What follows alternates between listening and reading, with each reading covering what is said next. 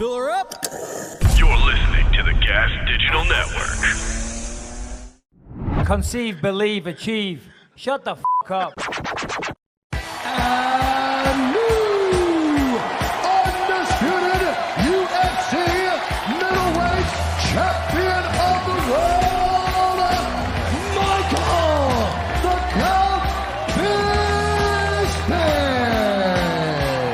Bisping. This is Believe You Me on the Gas Digital Network.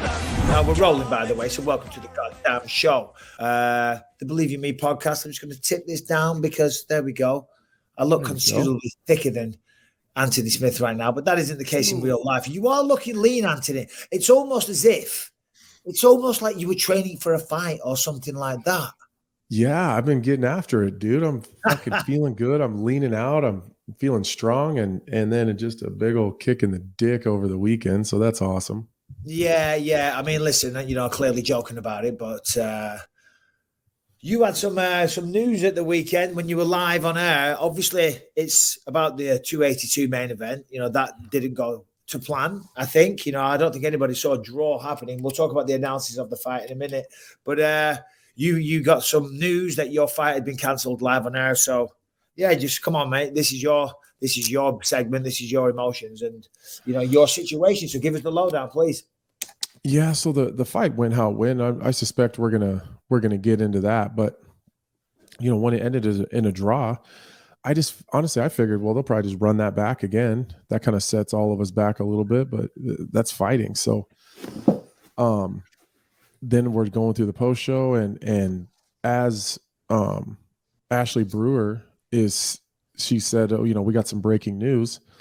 Right then, they came in my ear and said, Dana just announced that Jamahal Hill's fighting, is going to fight Glover for the title. And then it came out of her mouth too. So I heard it 5 seconds before. They were trying to give me a heads up, but that was as much of a heads up as they could have given me.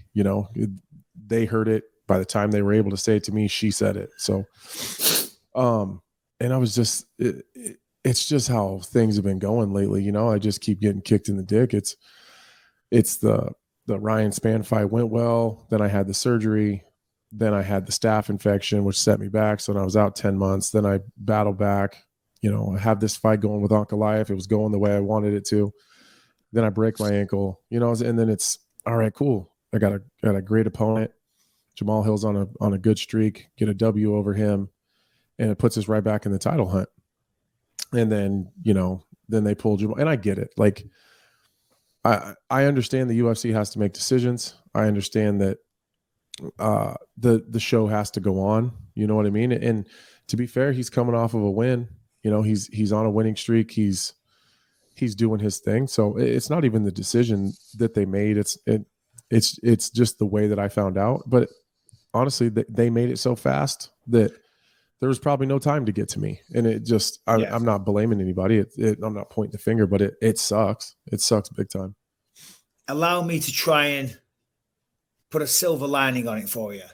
Okay, and here's where everyone's going to go off the deep and say, Bisping is a company man. But as you said, they do have a company to run and they got to keep shit moving on. Mm-hmm. I think that fight that happened on Saturday night, and no disrespect to Magomed or Jan Błachowicz, because Jan, I know a little bit, and I think a lot of him. I got a lot of respect for the guy, and he's always great anytime I've dealt with him. So I don't want to talk shit. But that fight, I don't think there's an appetite to see that fight run back immediately. Because to your point, I totally agree. The logical thing would be run that back. It was a draw, so run it back and see who's going to be the champ. But this is also a business, and they're charging people for pay-per-views. They're charging people for entry into the building to watch live. And as I say, I don't think in that fight anyone had the appetite to watch that back again immediately. And I totally agree. Yeah, exactly. So what do they do? So then Glover obviously is next in line. That's a fact. So they go, who do we do? And then they think Anthony Smith or Jamahal Hill. And don't be offended when I say this. I think the reality is, Anthony, you lost to Magomed and you snapped your leg, right? Mm-hmm. So in a weird way, that puts Jamahal as the first choice.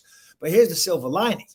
All you've got to do, I think in this situation, if you get one win, then you're fighting for the belt next.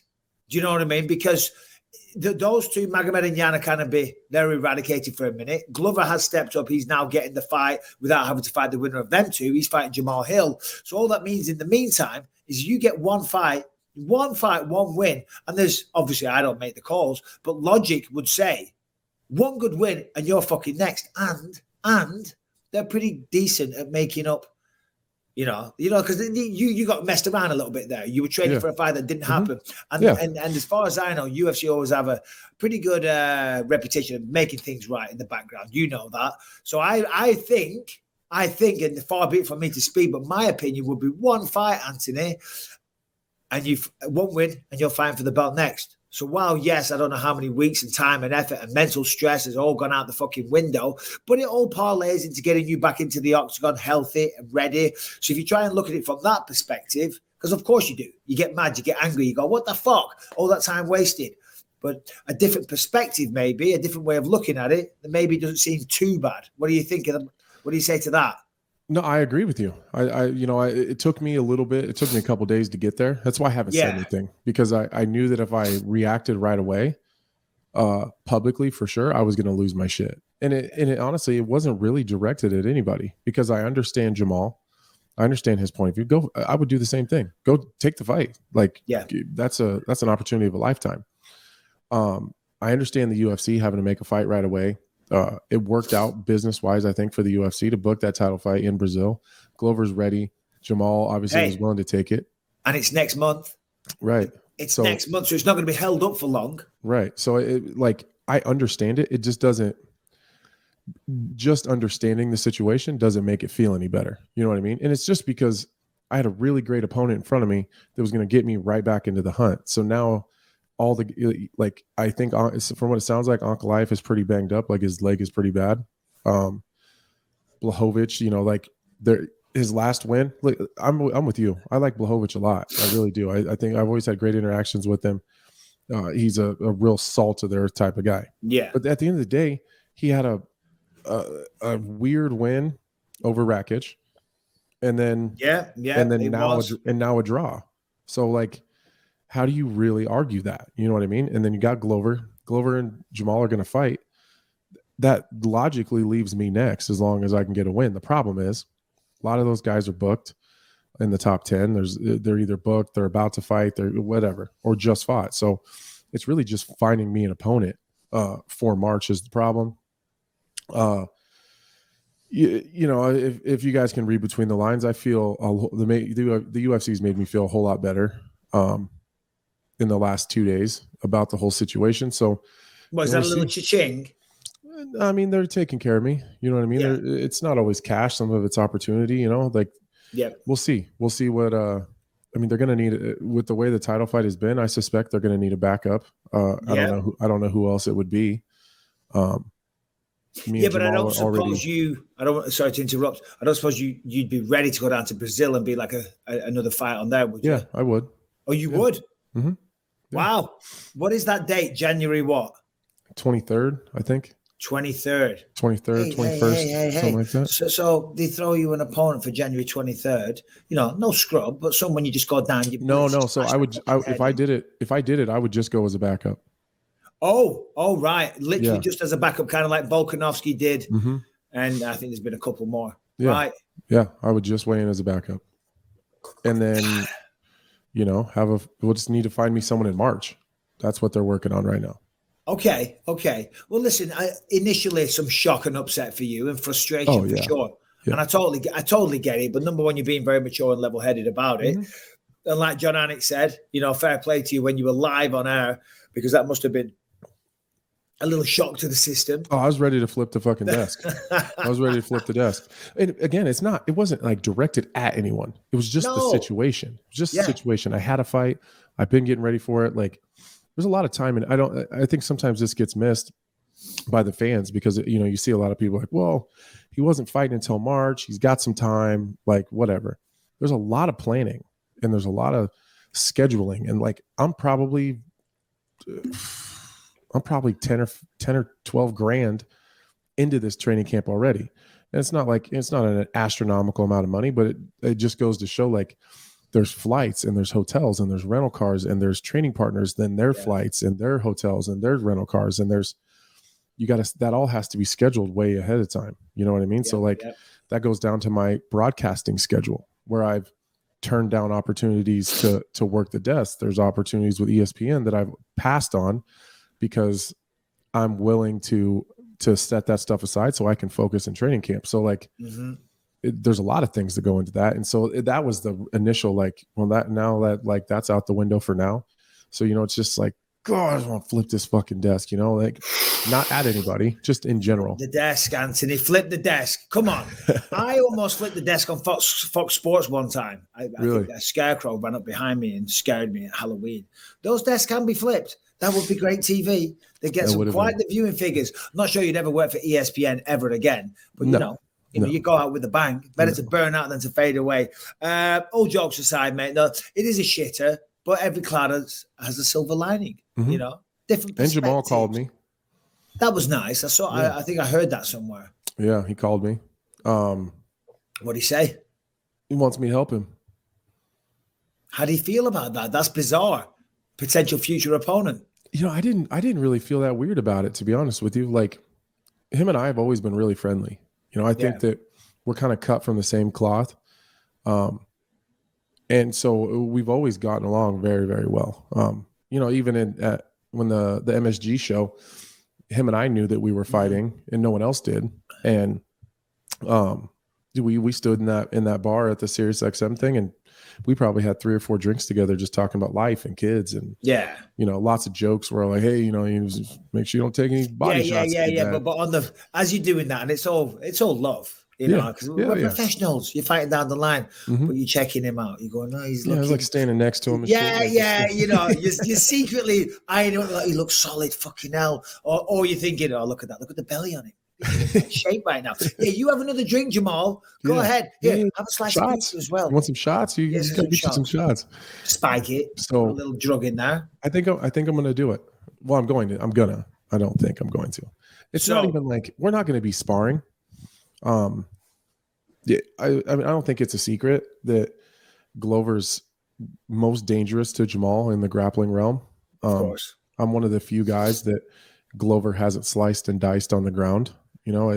Towards the end, when I was hurt real bad and tired, he was eventually able to mount me, but I was able to kind of slow him down on the ground and not get submitted or not get passed and mounted and beat up or whatever. So I think that's the area that he wants some help in. Is just, he needs a big body that can hold him down. May I throw a hypothetical situation at you though? Mm-hmm. You help Jamahal. You do a great job. You train this guy up. You realize to yourself, wow, I've got a real future in training because I have turned Jamahal Hill into an absolute killer. You unleash all of your ground secrets. Here's what Glover tried to do to me. Here's what you got to do. You show him, you teach him, you improve Jamahal. Jamahal goes out, beats Glover Texeria in style, becomes the light heavyweight champion of the world. In the meantime, you have another fight. You smash that guy. All of a sudden, you're fighting Jamahal Hill. And he's like, yeah, motherfucker, I know all your tricks. I know all your secrets. I know all your ways of getting back to your feet or submission escapes. And then you start to hate yourself. Nah, we'll cross that bridge when we get to it. Yeah. No, I'm only kidding. Well, do us a favor. Reach out to Jamahal. We'd love to have him on the show, of course. Oh, yeah, that's a good idea. Yeah, if you don't mind, yeah. Yeah, for sure. Reach out, get him on. Talking about getting him on, Harrington and Brian, welcome to the show. How are you, fellas? What's up, Mike? How are you? So when I logged on initially, Brian had shades on, looking like, I don't know what you look like. I am John Lennon. Looking like John Lennon, looking like a gangster John Lennon. I got him. I said, "How you doing?" He said, "Oh, I don't feel too good." I said, "Why is that?" He said, "Oh, you were very, very drunk last night, were you, Brian?" Oh yeah, happy hour's a problem. I expected my tab to be about $150. It was 60, and I decided to just drink more. Does it make you a bad person?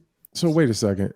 Your tab was only $60, so you had mentally prepared for $150. So you had to drink your way to $150. Got fucking close. I sure did. Yeah. Well, God bless you. Because I did text you last night about something. You said, "Oh, I'm having a good time. Yeah. I'm having a good time. I don't want to say too much on air." Harrington, what's new with you, bud?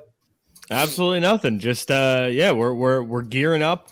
Home stretch. It's now 3 months, 3 months and 10 days away from when the baby's coming. So we're in the third trimester, I think, right? Yes. How Didn't ask for a baby update every single time. Yeah. That's how I'm doing. That's the only thing I'm doing, Mike. Babies and periods and nappies and diapers. I'm in Toronto. Well, no, I'm not in Toronto. I thought I was going to go to Toronto. I'm in Burlington, Ontario. I look out the window. It's snowy. It's icy. It's cold as hell. Did a little cameo in a movie. In and out. Let me ask you a question. Have you ever, and maybe I don't want to say too much, because I don't know what I can and can't say, but have you ever wanted to dress up as a medieval knight? Yes. Anthony Smith. Yeah, yes. Me too. Me too. Well, I got to do that in this movie. And oh my God. Go figure. But when you're walking in a massive metal suit, it's very heavy.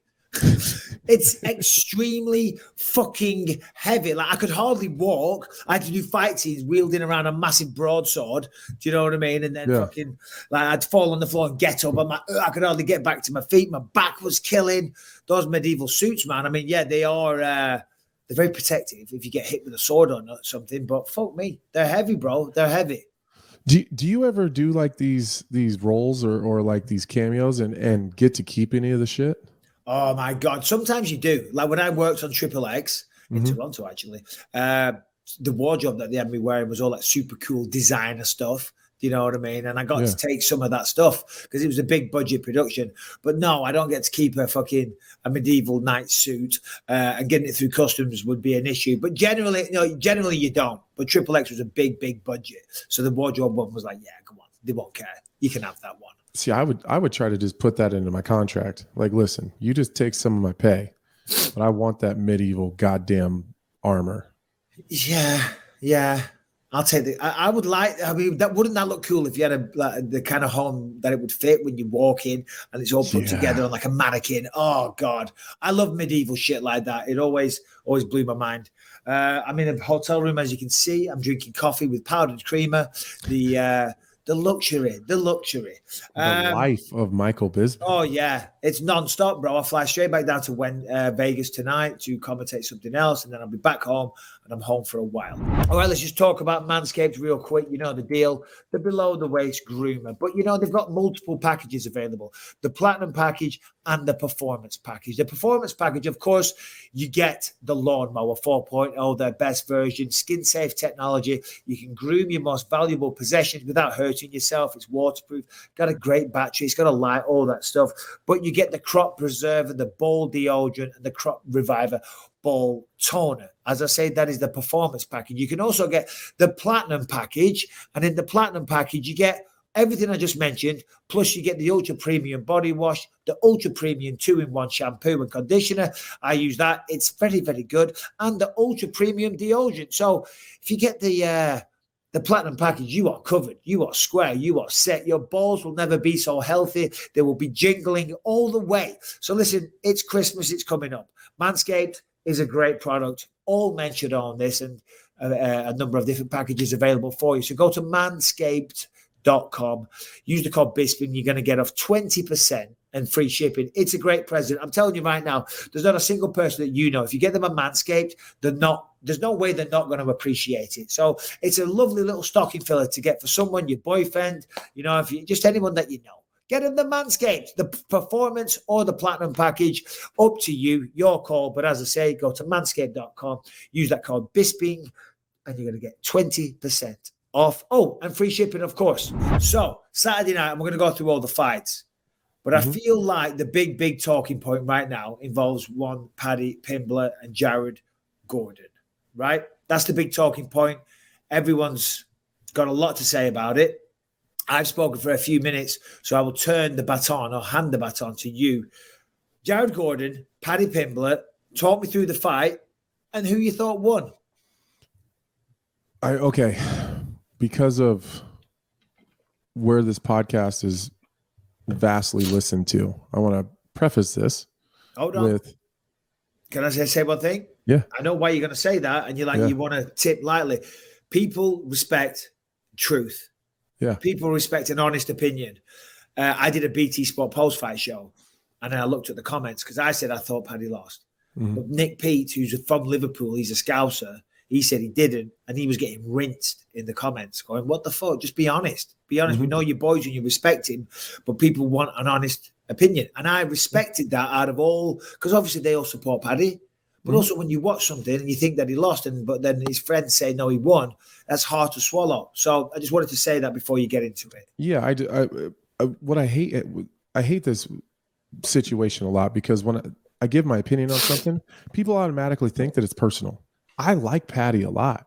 I think he's great for the sport. I love his personality. He's been nothing but cool to me. He was great on the desk. He stays in character. The dude is doing his damn thing. I like Paddy a lot. Paddy Pimblett lost that fight 30-27.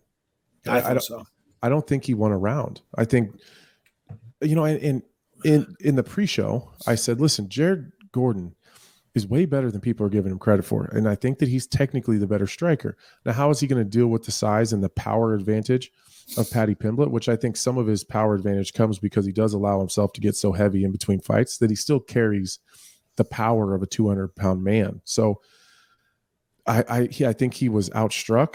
I think he was out wrestled. I think in other than the one exchange where Jared Gordon gave up his back, where was the one spot I thought that Paddy was going to have a lot of success. Because Jared does give his back up sometimes. Grant Dawson took his back 3 or 4 times, and Paddy is a fantastic back taker. Yep. So other than that one grappling exchange, I thought Jared Gordon outstruck him in the first 2 rounds and then slowed him down and out wrestled him in the last round. I didn't see a question.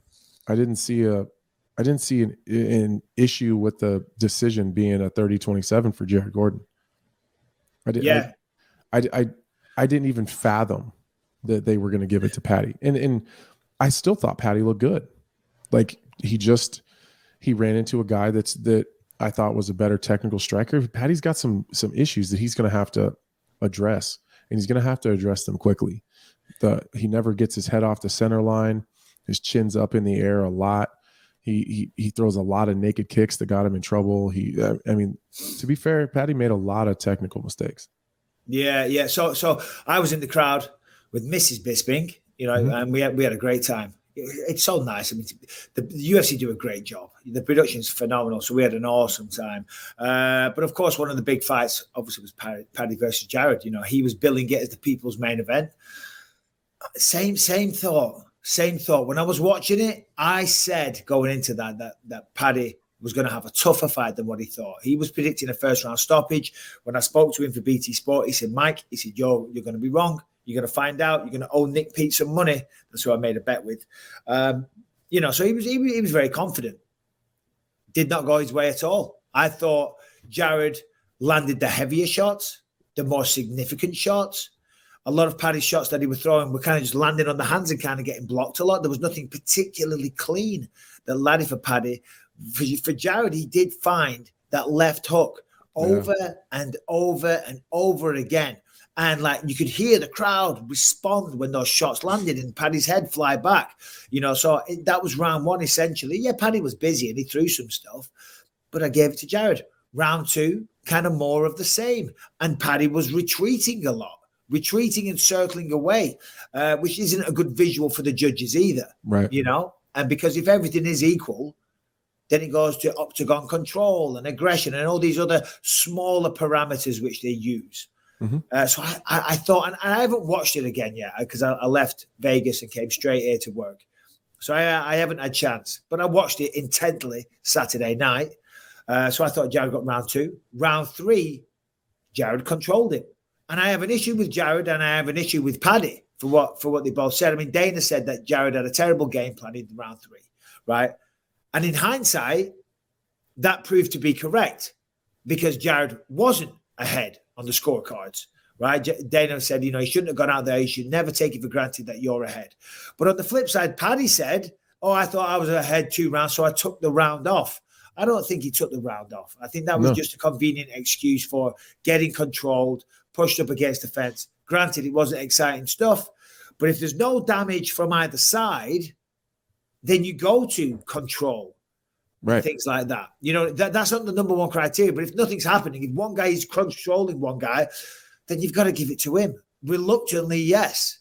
So I was shocked. Now, I don't think it was a huge robbery.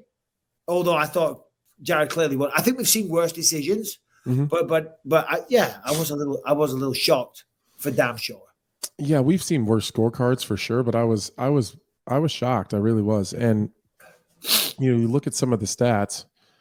Paddy outlanded him by 3 strikes. Now, to be fair, I think that a lot of those strikes were counted as landed strikes, were landed on the gloves. They were rolling off the shoulders. I don't think all landed strikes are created equal. So, but he did outland him by like 3 or 4 shots, I think. But he also threw 55 more punches. So the percentages of shots landed, like really heavily swayed towards Jared Gordon. Jared Gordon was 3 for 6 on takedowns. Paddy was 0 for 3. Jared Gordon had 6.5 minutes of control time. Like, it's weird. In a 15-minute fight, someone controls you for almost half the fucking fight.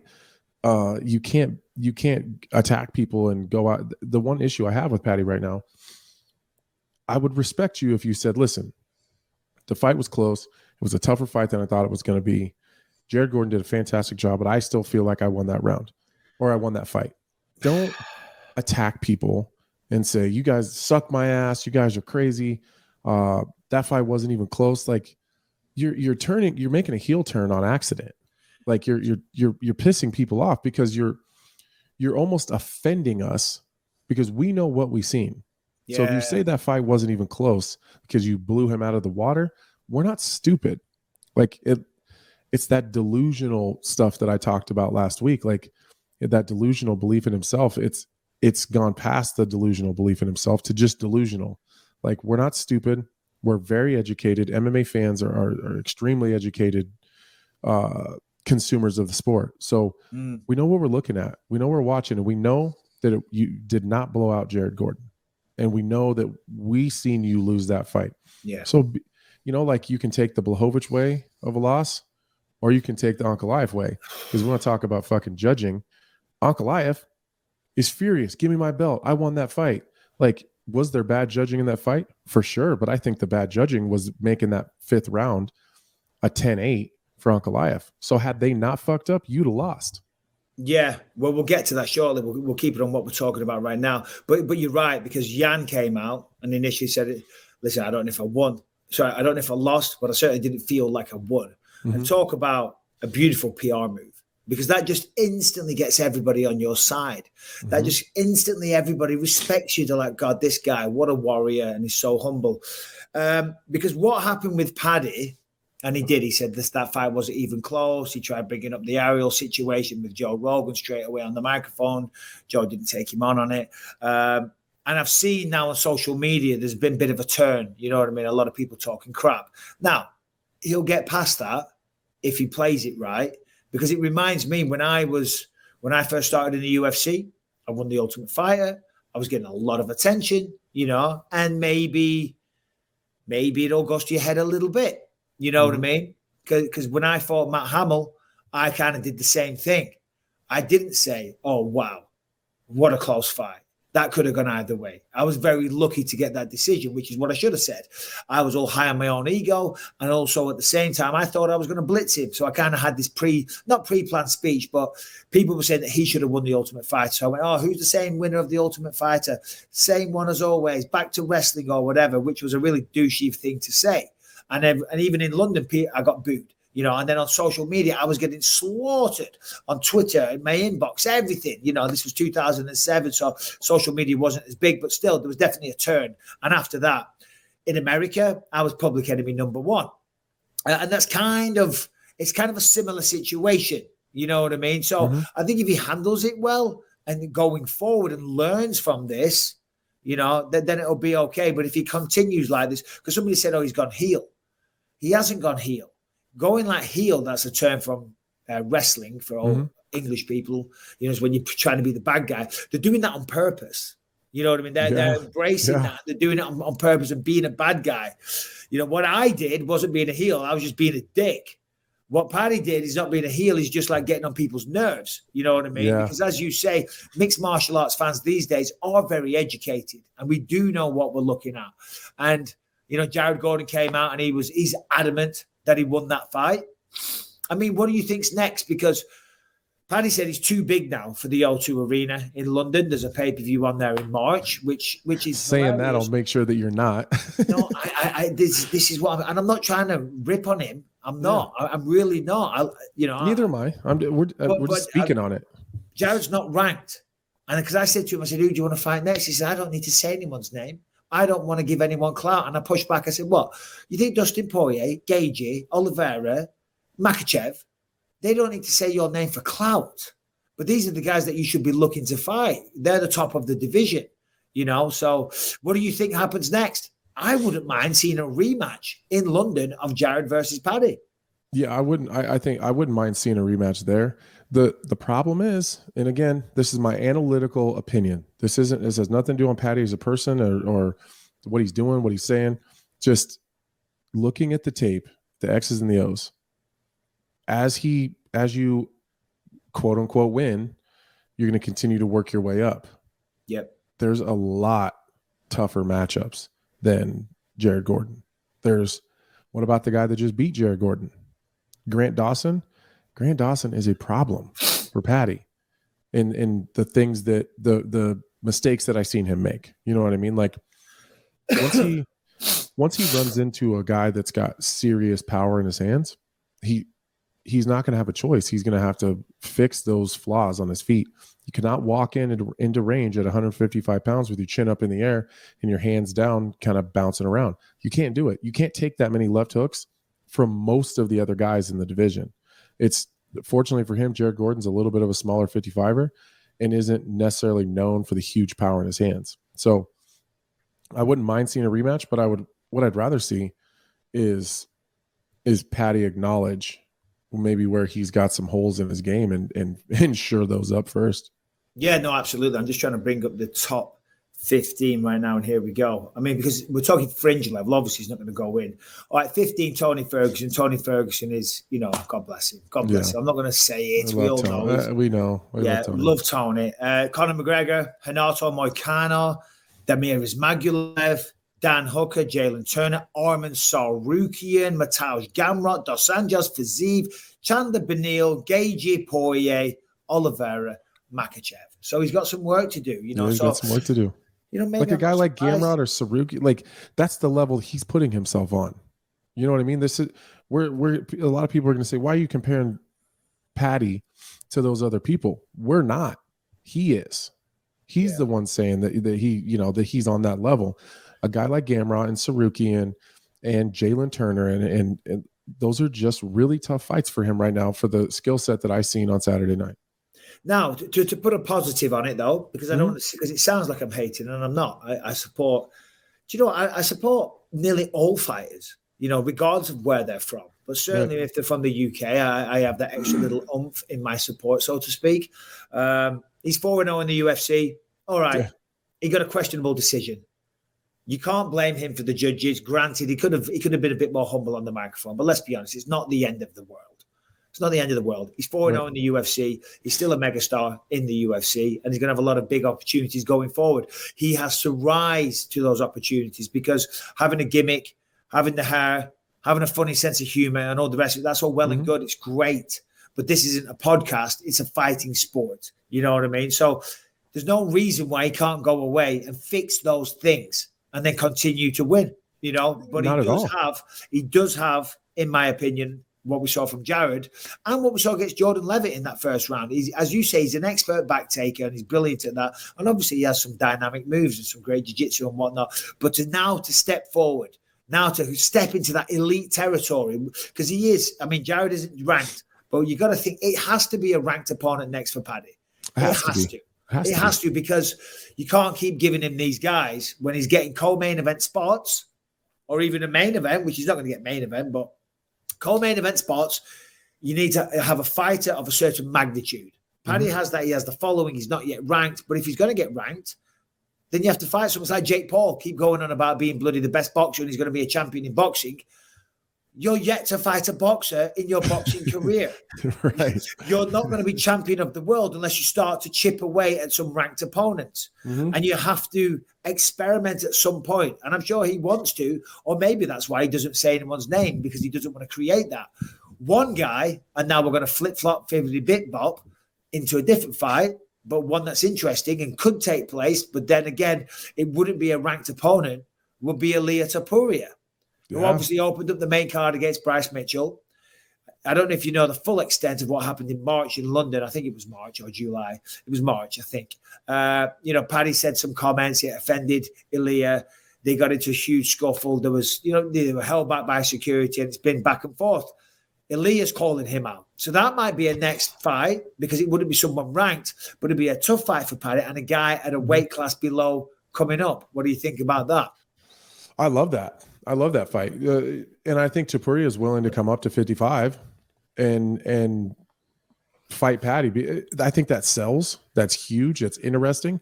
I think that answers a lot of the questions that I think a lot of us as analysts are going to have. Hold on. Harrington's in the chat distracting.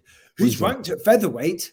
Yes, I know he's ranked at featherweight. We're talking about a lightweight fight, Harrington, with the greatest of respect, bro. Do you know what I mean? The other note I put in there, he does have a knockout at 155 this year. Was that Jai Herbert? Yes. Right. Yeah, no, for sure. But thank you, Harrington, for totally distracting me. Anthony, I have no idea what you said. Idiocy coming through the chat. God damn it, Harrington. No, I think that's a fantastic fight, especially because Topuria is known to kind of bounce back and forth, obviously, between 55 and 45. Maybe not all the time, but he's willing to do it. He's shown the willingness. He doesn't like Paddy. Paddy doesn't like him. It sells. That it's very interesting to, I think, us as analysts, because I think it would answer all the questions that we have coming out of this fight going into that one. Like, Topuria is a fantastic striker. He's got the power in his hands. He's got the jiu-jitsu. He can wrestle. He can do everything. So it's not like Paddy's not going to be able to just skip and go to the jiu-jitsu. You can't just skip out on the striking part of it, just start shooting takedowns, because Topuria one just submitted a really high level black belt in Bryce Mitchell. He's got excuse me. You all right there? I've got a really bad cough at the minute, and my chest is so bad, coughing up a lot of phlegm. No. Oh, beautiful podcasting, guys. There we go. You can't get it through the screen though. Don't worry. They're perfect. I feel fine though as well. It's one of those things. I'm coughing like crazy. I kind of had a cough the last couple of weeks. I feel fine though, but it's gross. Anyways. He's got a black belt jiu-jitsu himself. I like that fight. I think that, in my opinion, that's the fight to make. Yeah. All right. Well, we're going to get into all the other cards, all the other fights on the card, and some breaking news. In the meantime, try and get Jamahal for Thursday or next week. I'm in Toronto. We were supposed to have Sugar Sean O'Malley today, but I was working night shoots and I just kind of forgot to reach out. So hopefully we'll get Sean for Thursday. I'm gonna text him right now. Text him right now on the show. Beep, beep, beep, beep, beep, beep, beep, beep. Anthony Smith, text Jamahal Hill. All right, let's just talk about rocketmoney.com, which was formerly known as True Bill. Listen, there's lots of subscriptions that you sign up to. Maybe it's little apps, maybe it's, TV channels or whatever it is. There's loads of stuff. We all do it. You see something, you think, I'll give that a try. And then month after month after month, little bits of money, $4, $5, $7, whatever it is, they're coming out. And you don't know about them. You forget about them, and canceling them is a real issue. It takes time. You got to go into the bank. You got to call the bank. You got to do all this stuff. Well, now with Rocket Money, they make that extremely easy. Basically, it's the app. You open up the app and it shows all your subscriptions. So you can see it all there in black and white. Very, very simple. And then it lets you cancel all the subscriptions that you don't want. Okay, so Rocket Money can even find subscriptions that you didn't even know you were paying for, and you may even find out that you've been double charged. Sometimes it will highlight that. To cancel a subscription, all you have to do is press cancel, and Rocket Money, they will take care of the rest. So lots of people are saving a lot of money using Rocket Money. Check it out, because I guarantee, I started doing this, we looked at it, and I was very, very shocked. I was surprised. VPNs from every time I've traveled all over the world, stupid subscriptions like apps that you think, $1.99, $2.99 that you haven't used in forever. I'm telling you right now, you will be surprised. Rocket Money highlights it all there in black and white, very straightforward. And as I say, no calling the bank. Nothing like that. You just press cancel. This will literally save you hundreds of dollars a year. So get rid of useless subscriptions with Rocket Money right now. Go to rocketmoney.com/believe. Seriously, this will save you hundreds per year. That is rocketmoney.com/believe. Harrington, come on, brother. How are you, my friend? Come on. I'm doing excellent. Good. What have we got in the news, in the notes, in the news? Okay. In the non-MMA news? Yes, sir. Yeah. Okay. Let's see here. How about this one? What would you do if you woke up tomorrow morning and there was an extra $700,000 in your bank account? Just totally accidentally. Just, you go to bed, there's 1,000 in that account. You wake up, there's 701,000 in that account. Yeah. We'll just read out the story so Anthony knows and everyone else listens to what you're referring to, as opposed to us going off on a tangent. That's not. Read out the story and we give our reactions to it. Okay, so a Australian rapper woke up one morning with that exact situation. He found over $700,000 deposited in his bank account.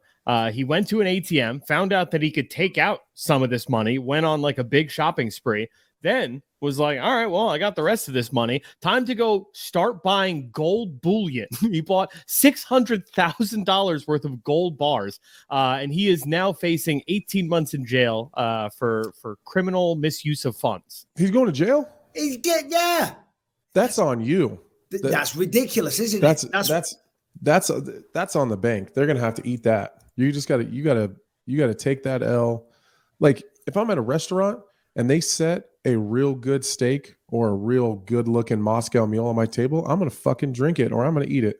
And if someone gets mad about it, you're going to have to make another one. That's on you guys. You're going to have to send another one to them. Yeah. If you deposit money into my account, that's my fucking money. That's your fault. Is it an analogy or comparison? Because I've had that in a restaurant before where a waiter has just walked over, here you go, sir, and put it down. And it was something that I definitely didn't order, but I was starving. And I'm like, oh my God, that appetizer looks amazing. And I'll just play dumb. I was like, eat a little bit and then go, oh, sir, I never ordered this. But I've eaten a bit. Sorry, I didn't realize. Should we just keep it and not put it on the bill? Because you fucked up. Fucked up. Hey, right, listen, so the bank's messed up. They've put in all that money into his account, right? And let's be honest, right? He obviously knew, because that's why he went and bought loads of gold bullion, because he thought, right, I don't want to waste it, but I've got to buy something right now. So what can I buy? And it was smart. You don't want a Lamborghini sitting on the drive. You want to be able to hide something or whatever. So he's bought a ton of gold bullion. Smart guy, smart move. But you're right. That isn't his fault. The bank messed up. Granted, I'm not sure if you can look at what the law is, Brian, or something. I'm sure there's something in the law that ignorance isn't a defense or something like that. That's the best one I got always. But yeah, me too, because it's true. I'm not even lying. I'm ignorant. If you see $700,000 in your account, I don't know. It's a tricky one. If you spend it all, I mean, you knew that it wasn't your money, but the bank put it there. It's like somebody puts cash through your letterbox and you spend it. Does that make you a criminal? I don't think so. No. I don't think so either. I mean, legally does it? Probably, but not in my opinion. So it says here the bank does not need your permission to recoup their mistaken deposits. So they can just go in and take it out. And if it's not there, what if it's gone? Then you get criminal misuse of funds. I fucking gotcha. I beat you to it. So that's BS, isn't it? That's not right. That's not right. So basically, if you spend it all and you own a house, then they'll just say, right, well, we're taking your house.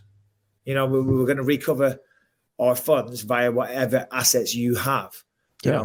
I'd say, sweet. Take my $400,000 house, and I'll keep your $750,000. Yeah, we'll call it even. Take your gold bullion and run. Right. He was a rapper as well, was he, Harrington? What kind of music? What kind of music? I mean, he's not a well-known rapper. This is great for him as a rap career. You know, normally you want to kill someone. Do you know what I mean? On the Trailer Park Boys. I don't know if you've ever watched Trailer Park Boys. Did you ever watch that, Anthony? Come on, you must know that. I don't think so. Bro, you're from Arkansas. The Trailer Park Boys. I'm from Nebraska. Nebraska. Why do I always say Arkansas? I don't know. You but also, boys. I didn't grow up in a trailer either, though. No, I know. Not against. Listen, nothing against people that did grow up in trailers. I mean, I've been to lots of good parties and a lot of really nice trailers. I've never been in a trailer in my life. There's some good ones. They're all good for the most part. Yeah. No, in Trailer Park Boys, you should watch. It's this dumb show. I used to watch it years ago. There's a rapper called J-Rock. and he wants his rap career to take off. So they're like, we're going to frame a murder. Well, in this case, he went out and bought a bunch of gold bullion. He got arrested for it. His career's going to take off like crazy. We're talking about him on here. Yeah. Anyway, all right. We should get him on the show. Get him on the show. What would be his rap name? Bullion. Gold bullion. Gold bullion sounds like a good rap name to me. Number 7 on the charts this week. All right. So Ilia Topuria, Bryce Mitchell. Topuria wiped the floor with him, pretty much, right? It was one-way traffic throughout 2.5 rounds until he got the submission. Topuria was sensational. He couldn't miss with the hands. He out-grappled him in every area, finished it with a submission. Mitchell, I know he come out and he said that he had the flu last week. What do you make of that? Well, he didn't look like himself at all. But I thought this was going to be a tough matchup for Bryce because Topuria is not Edson Barboza. Edson's a much better striker, but he has no grappling. Like he's not anywhere close to Bryce Mitchell in the grappling area. And Barboza's near the end of his career. Let's be honest. Right. He didn't beat the young Barboza who spinning heel kick Terry Edom. Yeah. I thought that obviously I think Barboza's the better striker, but Topuria's equally as powerful with a much better wrestling and grappling game. So I kind of kicked myself in the ass afterwards. Like, God, why didn't you see it like that? I thought in my mind, not all black belts are created equal. So in the little bit of grappling that I had seen from Topuria, I thought Bryce Mitchell was just the more dominant grappler. I thought that Bryce would be able to get on top and slow him down, but he just wasn't. So maybe he was sick. He didn't look himself, but I'm not willing to discredit Topuria's game plan and his skills and abilities and say that's because Bryce was sick. It could just be Ilia just never gave him the opportunity to be himself. Yeah. I mean, it's almost discrediting Ilia's win, isn't it? You know what I mean? So that's why. And I'm not willing to do that. Yeah, you can't. Bryce Mitchell stepped in there. He said he had flu a week ago. I mean, and the flu is a term that gets thrown around a lot. Do you know what I mean? Did you ever do that? Oh, man, I had the flu. When you have the flu, you're on death's door. You are in bed. You are bedridden. You are sweating. You feel like crap. Like I used to say to Rebecca all the time, oh, come on, babe, I've got the flu. I'm not going to work. Come on, make us a cup of tea. Make us some toast or whatever. I was probably just hungover or I had a little sniffle. Do you know what I mean? The flu gets thrown around a lot, but I'm sure he suffered some kind of sickness. But the reality is, regardless of what happened, he was beaten by the better man. Next, I would like to see him and Paddy Pimblett, so we know what's next for him. Bryce Mitchell, he'll learn from that experience, because it's cliched. You always learn from your losses, But up until now, he's been able to go out there, out wrestle everybody, hold them down, work his submission game, and it's worked for him every time. On this occasion, if we're to eradicate any thoughts about flu or sickness or him not coming in at 100%, he wasn't able to enforce his grappling game. And when he couldn't do that, he was then forced to stand and trade.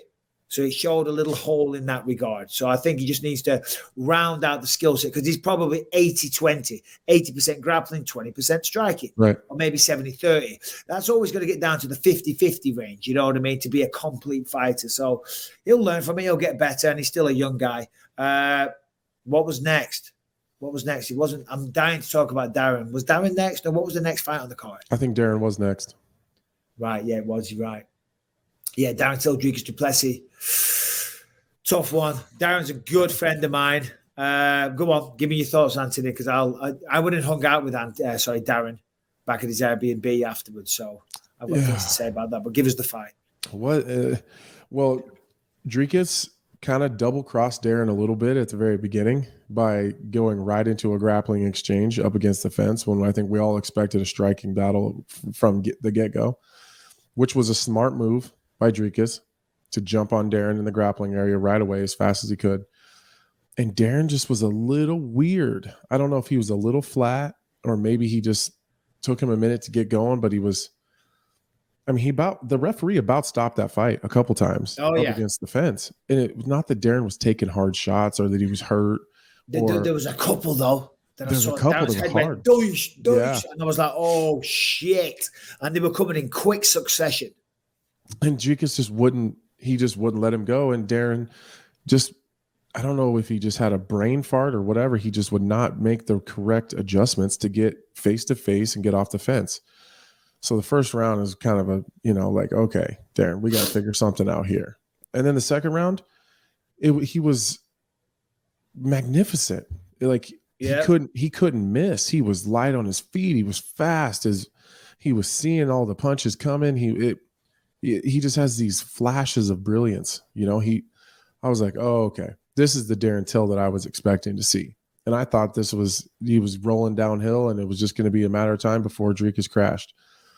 And then the third round, I don't know what the hell happened. Like, sometimes it seems like Darren loses focus, or he gets distracted, or maybe he's doing really well and it's like he loses confidence that he can continue doing it the way that he's doing it. I don't know what it is.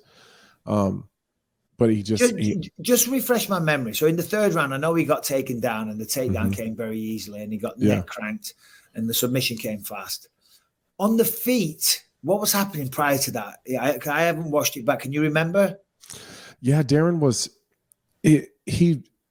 again, I don't want this to be like a knock on Darren, but he's not moving the way that he used to.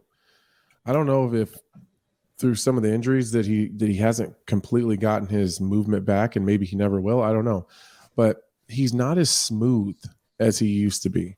Like, even in the submission or in the takedown defense, I don't know if moving up a weight class has slowed him down a little bit, and maybe that's why he looks different. But he looks very robotic in some of those takedown defense kind of transitions. So even like as he got taken down, he just looks so awkward falling, and that's kind of where what sticks in my head is the awkward way that he went down and kind of almost gave his back up because he had to catch himself as he was falling. It was weird. It was a weird transition. Yeah. No, it was. Well, I went to see him straight away after the fight. I went to have a quick word to check on him, see how he was doing. And, you know how it is. You're down. It's not the end of the world. You're holding it together. You keep it in perspective. You've lost a fight. It's not like one of your children have passed away in a car crash or something. So he was down. He was devastated, but he was still holding it. He was being a man. Then I went to see him afterwards and he told me that, number one, his ankle, something happened to his ankle in the fight and that was really bad. And then, of course, there was talk of the ACL. So I went back to the Airbnb with all the Błachowicz boys that he works with. That's a company that him and I are both involved with. We're partners in it. And Brendan Lofton was there and we just had, we hung out, we had a few drinks. We didn't want to talk about the fight the whole time because otherwise that becomes, it's like you're focusing on the doom and gloom. You know what I mean? So, we're trying to have a laugh as well. But yeah, I think it's a mentality thing. I think the fact that going into that fight, losing 4 out of the last 5 really was at a focal point in his mind. So therefore he wasn't pulling the trigger because he said, I don't know what was wrong with me. He said, I just couldn't go. He said, I wanted to throw more. I wanted to do this. I didn't use my kicks. And he said, but for some reason I couldn't. And I've been there. And I'm sure you have as well. Mm-hmm. And that is the mental block. That is the nerves. That is the anxiety. That is the second guessing everything you're going to do in your mind because you haven't been getting the results lately. You know what I mean? Confidence is one of the biggest weapons. It's a double-edged sword. Of course it is, because you can have too much and then that will cost you the fight. But you got to have that confidence. You got to have that self-belief to throw. You got to know that I'm going to go for it. I'm going to go 1, 2, and these are going to land. I'm not going to go 1, 2, and then get caught with a massive 2 myself. Right. And that's the thing that goes on in your mind all the time. You're like, do I throw? Do I throw a kick? Because if I throw the kick, then I might throw the kick and he might throw a right cross or whatever. No, I'm gonna do a double leg. Oh no, but he's got a good take. These are the millisecond thoughts that go through your mind before you throw something. And even though he'd never identified that, it has to be because of the losses. He wasn't throwing kicks. He wasn't as busy. When he did throw, he had great success. Those charging knees that he was using, they were beautiful. I thought that he looked a little bit overtrained. He was keeping up with Brendan Lofton out in Thailand. I know how they train out there in Thailand. They train how I used to train. You can't push it balls to the walls each and every day. He was very lean coming into this. He looked in the best shape of his life. I think going forward, if he's staying at 185, he needs to bulk up. He needs to go on a serious strength and conditioning routine. I would like to see him, but even Dricus said, on the fight presser. He said he wasn't strong enough. I could feel it. So I think that was one of them. One of the issues, overtrained. I feel like he wasn't strong enough. The takedown defense wasn't there. And I feel like he was second guessing everything in there because of the losses. Which is the biggest problem, is the second guessing himself. And you're right. I've been there. You've been there. What does he do now? You know, he's got to, and he's not going to want to. But he's gonna have to back way up, and he's gonna have to give someone way down in the rankings an opportunity, which he doesn't want to do. Yeah. He doesn't want to do that because he wants to continue to climb. He wants to swing for the fences and get his spot back and look ahead. But I think the best case scenario for him is to drop way down and give one of these up and comers, these young guys, these unknowns. Give him an opportunity to face a big name guy that holds a decent spot in the rankings, and hope that you can use that step down in competition as an opportunity to get your mojo back. The flip side of that is you drop one of those guys, you got a big fucking problem. Well, that's always the problem, isn't it? It's the risk and reward. You know, you say, okay, I'm going to step down a little bit because I've beat this guy, but then you don't beat the guy, and it's like, right, you're done.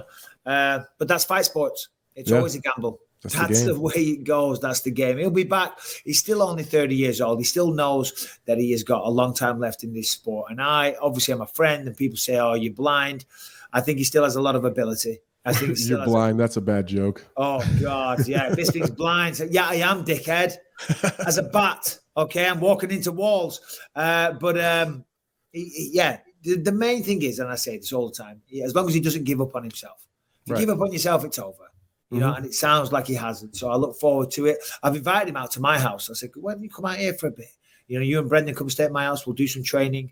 You know, not that I'm going to fix it all for you, but, you know, not that I think I'm the guru, because I'm not, far from it. But, you know, if you want a little training holiday, come and bloody see me. Harrington. He hates us. Yeah, he hates us. He's mad. Why do you hate Anthony Smith? There's no hate. Hate has no place on this show. Oh my God. There's no hate in your heart. I don't believe you. Well, if you don't hate him, give him a good story to talk about. Yeah, give me a good one. Okay. How about this? Andrew Tate says that Brazilian Jiu-Jitsu has absolutely That was no the first place you went? Give us a good one. He says, Andrew Tate. This is good for you two to sink your teeth into. Says jiu-jitsu has absolutely no place in a street fight. BJJ never shuts up about BJJ. BJJ. Let me tell you something. BJJ is absolutely useless outside of the cage or your dojo. It's useless on the street. What is BJJ for people that Brazilian don't know? Jiu-Jitsu. Oh, yeah. Cool. It's useless. You can't do a double leg takedown on concrete. You're going to fuck yourself up. Even if you do take him down to the ground, many submissions don't work if he can bite or if he can scratch your eyes or if he can pull a knife. Facts. Thirdly, you don't know if he has friends. You're going to take him to the ground, put him in an arm bar, and his friend's going to fucking kick you in the head or curb stomp you, and you're going to die. Yeah. True. Right? The number one rule of street fighting is stay on your feet. Yes. He's so wrong. He's out of his mind. Look, listen. You think so? Oh, fucking right he is. Okay, tell me about it. I'll tell you what, right. He's wrong. You don't think he's right? I don't think he's all the way wrong. No. Some elements of what he said there is correct, that you don't want to do a double leg takedown on the street, because I've said that. I've said this before on the show. If you're fighting multiple people and you take someone down and get on top of them, yeah, of course the friends are going to run up behind you and stick the boot in. They're gonna piece you up pretty quick, right? But in a one-on-one environment, you know what I mean? If you're going up against another man, a black belt at jiu-jitsu versus someone that's not, I'll take the black belt all day long. And there's also a lot of other techniques. You don't have to go to the ground. A lot of them can work standing and things like that. Scratching. You think you're going to scratch away?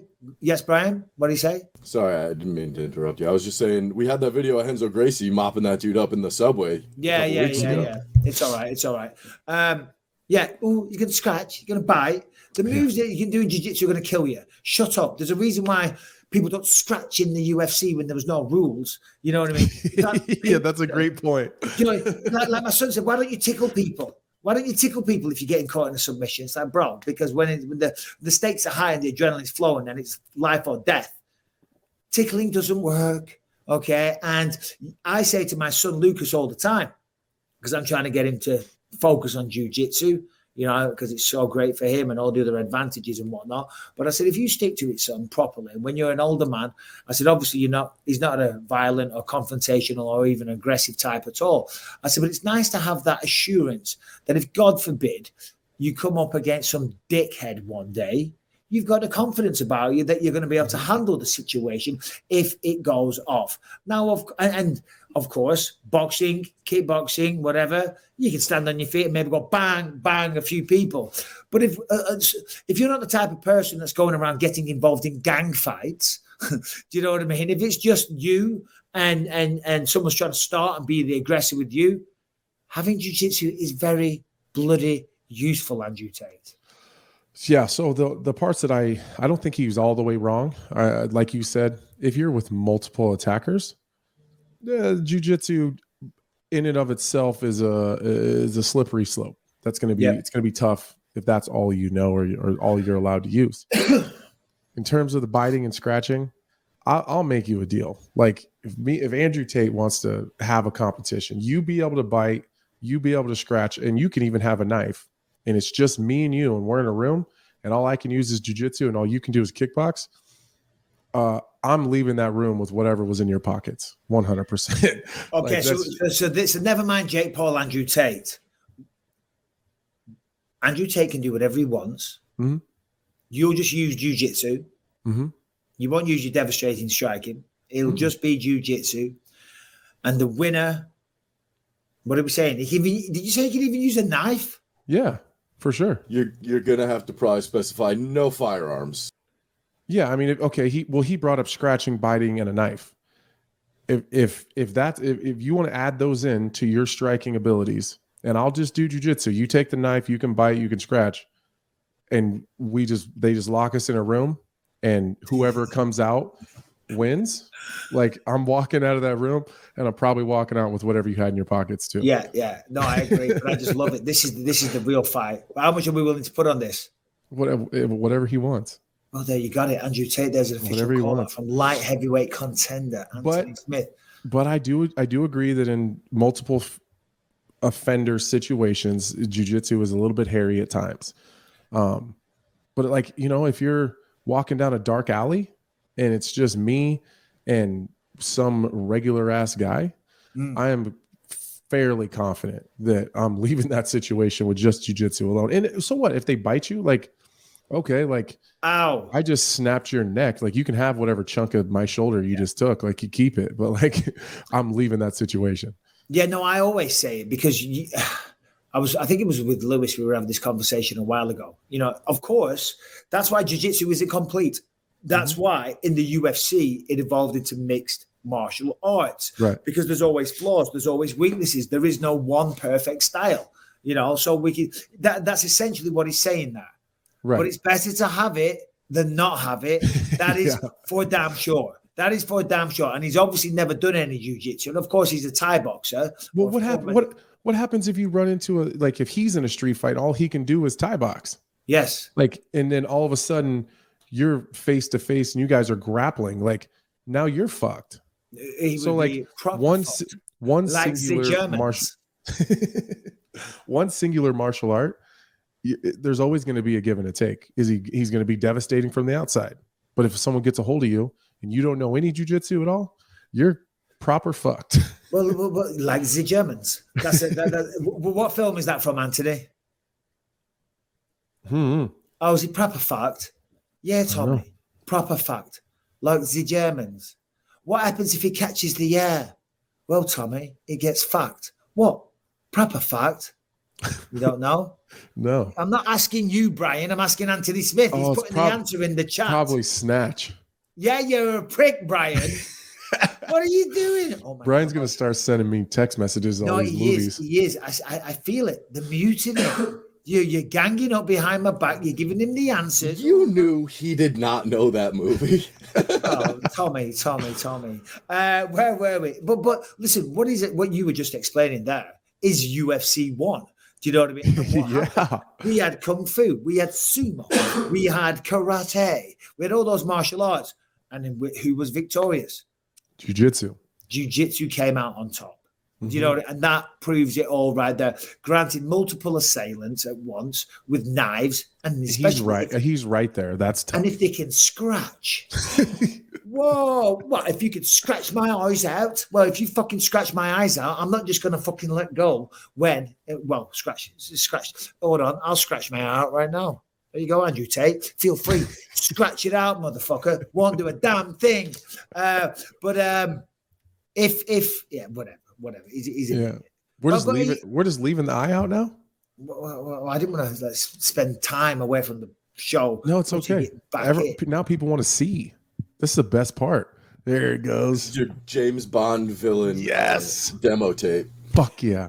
I do you know when I go through airports, I don't have the what do you call it, the pre-check or whatever, but I do have Me clear. either.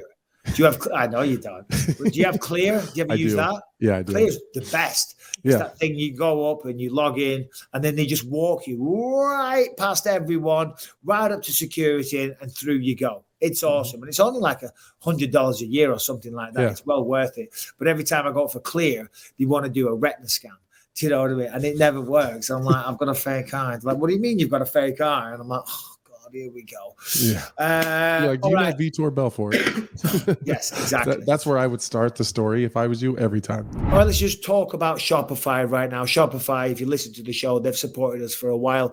Basically, if you're an entrepreneur, if you're running a business, whatever kind of business it is, you've got to get online. You've got to scale your business. You've got to go out there to the entire world. And that is what Shopify allows you to do in a very cheap, not complicated, easy and cost-effective way.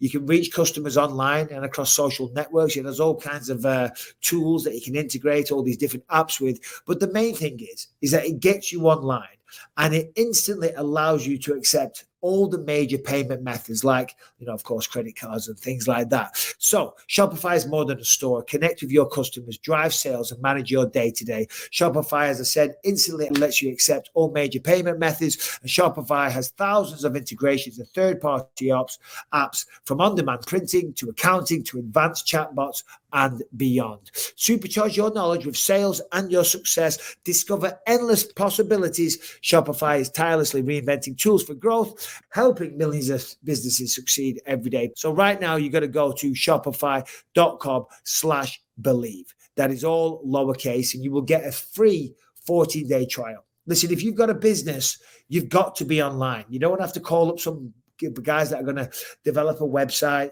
They're going to charge you a fortune. It could be thousands and thousands of dollars. Shopify.com/believe, all lowercase. You're going to get a free 14-day trial, and you get full access to all of Shopify's entire suite of special features. So as I say, grow your business with Shopify today. Go to shopify.com/believe right now.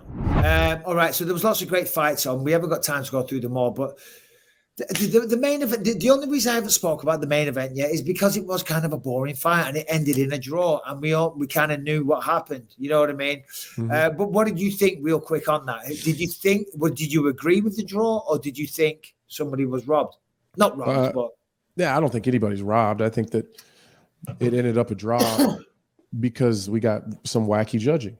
I think Błachowicz did enough to win the fight. You thought he got the first three? Yeah, 2 and 3 for sure. Round so you're 1, saying round 5 was it a 10-8? I don't think so. Right. I don't think so. If Darren Till round 1 isn't a 10-8, how in the fuck is round 5 of Ankalaev Błachowicz a 10-8? That's a really good point. So that's where the that's a really good point. And that brings up consistency with the judges, because that's what we need to see. And I see people like Helwani. I see a lot of people going crazy. They're talking about this Douglas Crosby that apparently on Friday night had a horrendous scoring at Bellator. I never saw that, so I can't comment on it. But the thing is, because I see a lot of people talking about the judging and the criteria and all the rest of it, and the UFC need to make changes. Brendan Schaub was chatting a bunch of shit, saying it's the UFC. They allowed this to happen over and over again. He was saying the definition of insanity is making the same mistake over and over again, but then doing the same thing or some shit like that. It's not the UFC's obligation. It's the athletic commission. And I will say this, the criteria for judging is spot on. It's just that the judges are inept at doing that and judging it that way because they don't have the experience or they don't have the necessary skills or understanding of the martial arts to score it appropriately. And yeah, I'm sure the UFC would love all judges to be former fighters, but the athletic commission, they are in charge of appointing the judges. Right. In the consistency is for me is the biggest problem. There's a lot of decisions I disagree with, but if you're going to suck all the time so that we know exactly what we're getting into. So like if Darren Till round 1 is not a 10-8, you cannot make Magomed Błachowicz a 10-8. So like if that's never going to be a 10-8, then fine, never make it a 10-8. So we know what we're working with here. You got it. Sorry, Harrington, what's up? No. I'm just going to say, for the love of God, this better be good. Anthony was off. He was making big points. I was great. I was there. I was on the edge of my seat. Harrington comes in. Correction, guys. I'm looking at the scorecards, how the judges had it through 2 rounds for Darren Till versus Duplessis, and 2 of the 3 judges did give a 10-8 round in the first to Dricus, including Sal D'Amato, who scored a 10-8 in that 5th round for Ankalaev. Feel good, Harrington? No, come back on. You feel good? You just undermine the co-host of the show. You could have sent a little DM, a little text. By the way, psst, psst. Okay, well, I mean, I think that. Wrong. Well, I think that proves my point. Were those 2 rounds equal? I don't think so. I mean, round 1 was big. Round 1 for Dricus was massive. It was huge. So if that is a 10, if that's a 10-8, then it's got to be that bad every single time. Yeah, that's my point. Like what Darren Till landed, like I don't know, 3 punches in the whole first round. You know what I mean? And granted, Błachowicz didn't land any in the 5th round, but it was also a lot of grappling. It was very jiu-jitsu heavy. The discrepancy in strikes landed between those 2 guys, I would imagine, are vastly different. So we need some consistency. We need these guys to know what the fuck they're looking at. Like you got to be able to, like in the UFC at the highest level, you need judges to understand.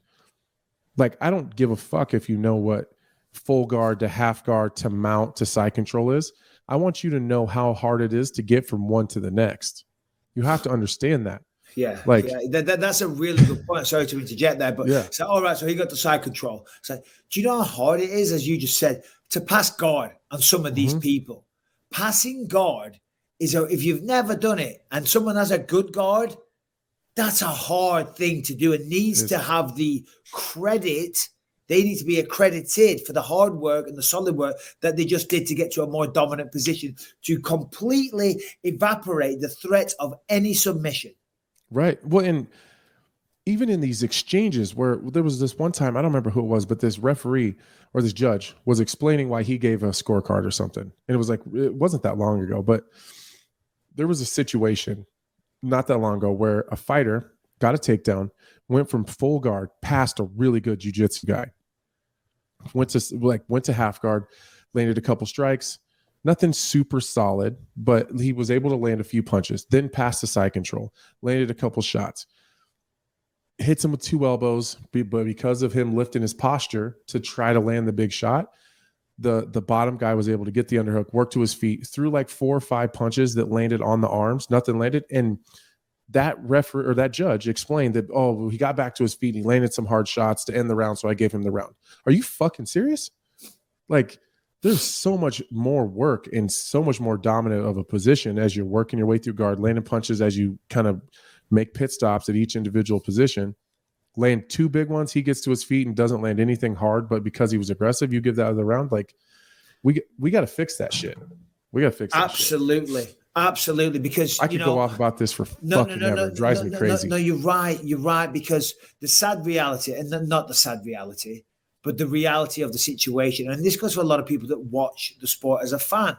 If you've never done jiu-jitsu or you've never wrestled, then you don't understand and have a full comprehension of what they just achieved. So I think all judges, you can't just watch. It's like those that can't teach or whatever. You know, it's Right. like you can also you can sit there and watch, and you know what it's like for these football players in the World Cup. You know, you can do that because you watch football, or the Monday morning quarterback or whatever. That's essentially what they are. If they've never done it and they have no understanding, then how on earth can you judge at the highest level? I think there should be some criteria that they have some kind of qualification, and a lot of them do. A lot of them do. Like Big John McCarthy's a black belt in Brazilian Jiu-Jitsu, and he's been around since the birth of the sport. You know, but some of them, I bet. Well, I've told this story before. John Wood was telling me. The gym that he trains at, they brought some judges came in to watch, and the questions that they were asking him, they didn't understand a damn thing. And in the end, I forget which judge it was, he left. He left because he couldn't understand what was going on, and this was boring and a waste of his time. And thought, well, what is all this? But then you're going to judge someone's career. Like Jared Gordon could have had the biggest win of his career, and all of a sudden had this huge coming out party had he have beaten Paddy, which a lot of people generally feel that he did. Right now, Jan Błachowicz could be the champion of the world. This is life-changing stuff. Granted, he's been there before. Or Magomed could have been the champion of the world. You know, you make so much sacrifice, you blood, sweat, tears, money, personal relationships, your wives, your children, you're away from them. And then some prick that doesn't understand the sport takes all that away from you and makes it all for nothing. Because if they don't understand it, you might as well have not bothered. You might as well as not run sprints and diet like a maniac and be miserable for 2 months and be sore as hell every single day. Because that's what it takes to go through a training camp. And these pricks that don't understand the sport are going to take a victory away from you when they don't deserve it. Well, you know, I have a much less of an issue with the Magomed Błachowicz fight because first round super close, 2 and 3 is definitely on, 4 and 5 definitely Ankalaev. That's for those boys to figure out. Do I agree with the 10-8? I don't think so, but it's not. It's just it didn't look like a 10-8 to me. So I have less of an issue with that one. But Jared Gordon deserved that fucking win, and he worked really hard. He dealt with a lot of bullshit. Going into a fight with Paddy has got to be awful because you got all the fans and he's an American fighting a guy from the UK and got booed in his own country on his way out. Like. He deserved that win, and he worked really hard for it. He stayed really disciplined the whole time. The guy's had a lot of bad shit go on in his life, and he deserved for something good to happen to him on Saturday. And that's what drives me absolutely crazy because he'll never get that opportunity again. Not the same way. Not the same way. No, he won't, sadly, because that was his first ever co-main event. Not even on a fight night at the Apex, on a pay-per-view against one of the new golden boys of mixed martial arts. You know, and what a coming out party that would have been. If he'd have got that victory Saturday night, he'd be on every talk show, every MMA show, every podcast. We'd have got him on here. We should get him on the podcast anyway. I'd love to hear his thoughts. Yeah, be interested. So we'll do that. Remind us. Harrington and Brian, there you go. Remind me. Or Harrington, reach out. But yeah, he would be now. Whoa, Harrington, stay on, brother. Stay on. Brother. You got a fucking lights in there? What do you got? I know what's going on. There we go. Hey, we're only lightheartedly busting your balls. When I said, you're going to interrupt Anthony for that? Could you not text him? You know we're only joking, don't you? Oh, I think Jamahal texted me back. Oh, what did he say? Oh my God, he doesn't like Michael Bisping. Oh God. I'm just joking. What did he say? He said Thursday. Boom, lock it in, guys. There it is. We should have Sugar Sean O'Malley and Jamahal Hill on Thursday. Big show. Harrington, how are you, mate? Come on. You know I'm only teasing you because of course. Everyone loves you in the comments. You know what I mean? You did cut Anthony off. You did undermine him. So I'm just going to, my joke is that you're going to fucking do that to our co-host. It's not, I'm not calling you an asshole or a prick or whatever. You are. Yeah. On and off air. But it was implied anyway. It was implied. It was implied. Let's go back. I was going to say, our good mutual friend of ours, Michael Bisping, Diego Lopez, he's like a big training partner of Jared, so I can for sure get him on the show. I will reach out to him today. Yeah. Great. We'll leave that to you then, please. Thank you very much, Harrington. There you go. Look at that, Harrington. Who would have thought? He has a use after all. We love you, Harrington, and the believers bloody love you. By the way, merch available on the page. If you go to the YouTube channel and click store down below, there's a bunch of designs. There's some good ones. The best ones aren't up at the top. We've got to figure it out. This merch store business on the YouTube channel is hard to fathom. Anyway, I haven't got too much time left because I've got to get off to the airport shortly. I mean, as much as I love doing the show, I don't want to miss a flight. Harrington, what is the big stories in mixed martial arts that we really should cover right now, unless there's anything that's really eating away at you, Anthony? No, the MMA space is kind of just being dominated by UFC 282 fallout for the most part. And then we got the event coming up this weekend, but I'm sure we'll talk a little bit about some of those storylines on Thursday. Anything big that we're missing, Harrington, in the news section? Any of those stories that you feel we should cover?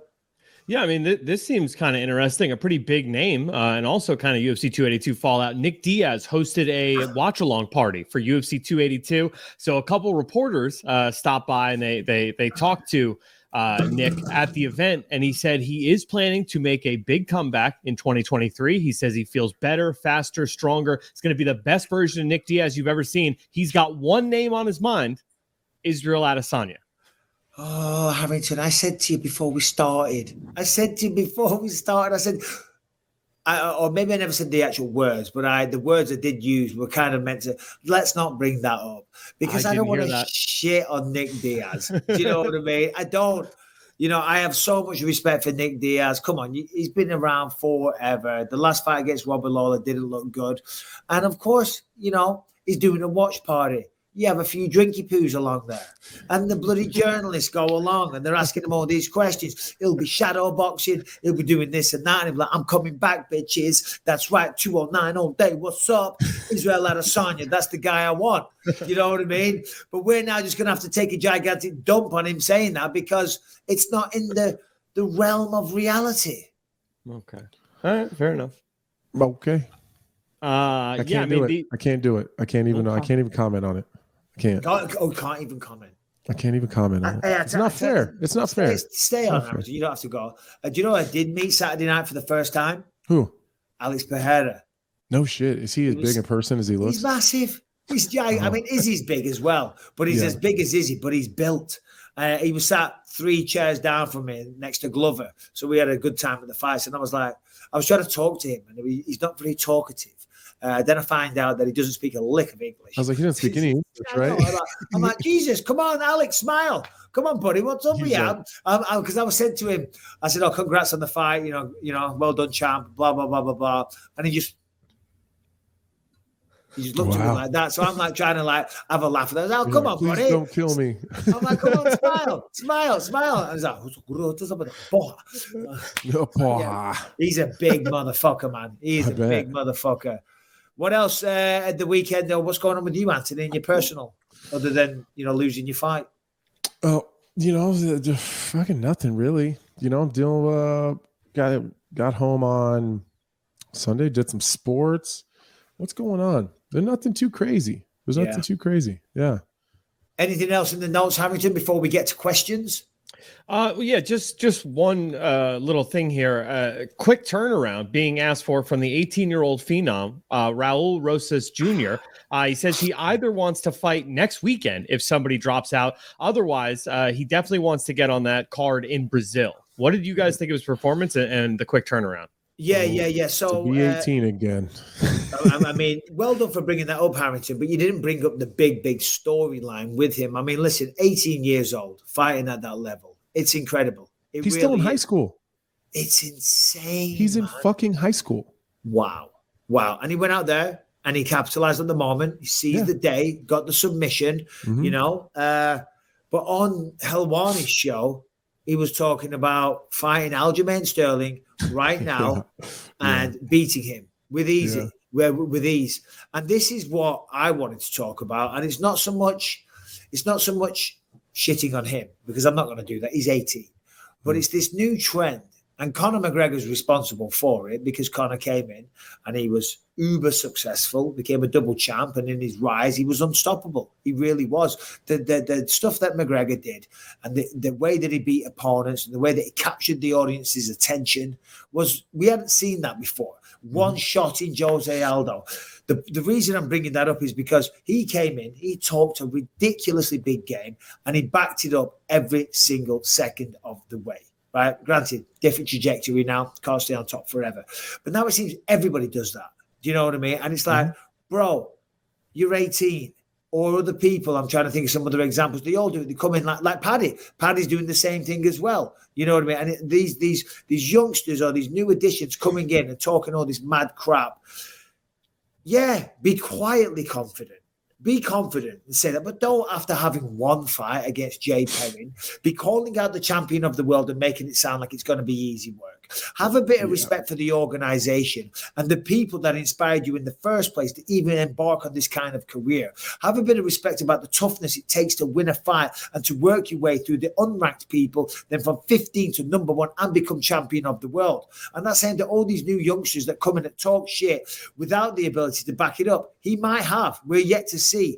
But it did make me scratch my head a little bit. Now, first of all, I'm not talking shit because at 18 years old, take a bow, my friend. That is just unbelievable, because when I was 18, I was off doing anything else but living a structured, disciplined lifestyle. So I take my hat off to him and I applaud him. But just with the disrespecting the champ after one win, it's a little, just slow your roll just a bit. Come on, buddy. Sometimes it's not what you say, it's how you say it. You know, like if he was to say, listen, I have a lot of respect for Aljamain Sterling. I think that, you know, in some areas of the game, I think I can be competitive with him, but that's the direction I'm going. That's what I want. Can't be like, oh, I'm going to fucking smoke this guy. Like, come on now. Like, we all know that's not going to happen right now. And you're 18. Listen, when I was 18, I was fucking trash. Like, I was dog shit. There's no way I was. What were you doing when you were 18 years old? I was fighting. You were fighting? Yeah. But where were you, like, mentally? Were you reckless? Were you making mistakes? Were you partying as well? You like partying wild animal. Yeah, it was a wild animal. So like you said, take a bow. Like I was super impressed. That was fantastic. I think that in some aspects of the game, he needs to have that a little bit to be in the situation that he's in. Like, you got to feel like that a little bit. I think it's the responsibility of his management and his coaches to protect him a little bit and slow roll him. Like, you know, Teddy Atlas said when I had the Glover fight, and I said that I told my corners that if they, you know, that I'd already relayed early on in my career to my corners that if you throw in the towel, that I'll fire you. And Teddy really jumped my ass, like really chewed my ass. And Teddy Atlas said, they need that from you. They need to have that fire, like, I'll fucking fire you. I'm willing to go in there and die. They need me to have that to be able to be successful. Yeah. But it's my job to allow them to not let that happen. Does that make sense? So yeah, no, absolutely it does. His coaches need him to have that attitude, but it's also their responsibility to not let him go. Like, what if the UFC said, yeah, fuck it, Aljo, here's your next opponent? Like, it's his management and his coach's ability. Like, it's their responsibility to not allow that kind of stuff to happen. But on the flip side, though, let's look at this. 18, went out, got a win, got a finish. T-Mobile Arena, packed house, pay-per-view, unbelievable, let's be honest. And now we're talking about him as well because he did make that statement. So there's no such thing as bad press. His star is rising. And I look forward to the journey. 18-year-olds and I wish him all the best. 18-year-olds they don't operate in the real world. No. Because as much, again, I have the utmost respect for anybody that steps foot, not just in the UFC octagon, in the fucking cages that are set up in bowling alleys and bars and strip. Like, I have respect for every single one of those guys. Jay Perrin's also 0-3 in the UFC. So, I mean, yeah. Like, no, exactly. Let's work our way up here. And it's not his job to acknowledge that.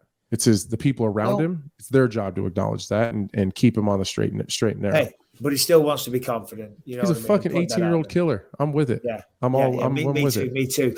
Do you know what I just realized? Because I was like, they're picking me up at 5 p.m. My flight isn't until 7:30. They're gonna get, so I've got loads of time. I just realized I don't have loads of time because I've got to pack yet. And when I came here, I was like, it took half an hour to get here. At 10 o'clock at night. It's going to be 5 p.m. rush hour traffic. We still going to do the bloody ads. Guys, questions won't be happening on this one because I don't want to miss my flight. So we're going to wrap this one up here, boys. We've been going for a little bit anyway. So I'm going to end this one on 4. And I don't care what you're going to say, Hamilton. We're ending the show. So you got to go. You got to get off the screen. Do you know what I mean? I don't want to be obscene, but you've been mean. We're back on Thursday. Jamahal Hill and Sugar Sean O'Malley. Hopefully. Sorry, Sean, if you see and hopefully Jared Gordon. Let's do it. Triple guest yeah. show. Whoa. Well, that would be good, actually, because we're going to talk about it this week. Anthony, always a pleasure. Harrington, thank you for everything. Brian, thank you. Guys, believers, thank you more than anything. See you on Thursday.